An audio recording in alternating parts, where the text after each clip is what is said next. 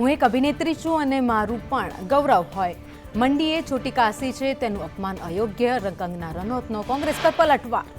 સુપ્રિયા સુનેતની ટ્વીટને લઈ મહિલા આયોગે ચૂંટણી પંચને તપાસ માટે પત્ર લખ્યો.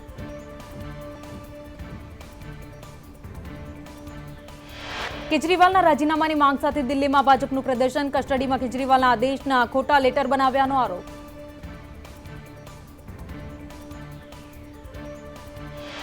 ભાજપે 4 વિધાનસભા બેઠક પર પક્ષ પલટું મોઢવાડિયા. લડાણી, ચાવડા અને ચિરાગ પટેલને ટિકિટ આપી તો વાઘોડિયાથી ધર્મેન્દ્રસિંહ વાઘેલાને ઉતાર્યા.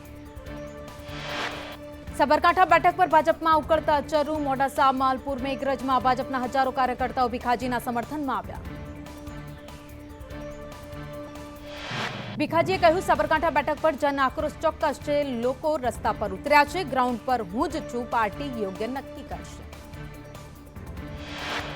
કેનીબેન ઠાકોરે પરબત પટેલના જાહેરમાં કર્યા વખાણ. મેં કહ્યું હતું કે પરબતભાઈ હોય તો મારે નથી લડવું. અમે બધા જે કંઈ હશે ઘી ખીચડીમાં ઢોળાશે. પૂર્વ ધારાસભ્ય ગુલાબસિંહ ઉતર્યા ગેનીબેનના સમર્થનમાં. કહ્યું, મામેરું એવું ભળજો કે બેન માતર ખવડાવવા આવે.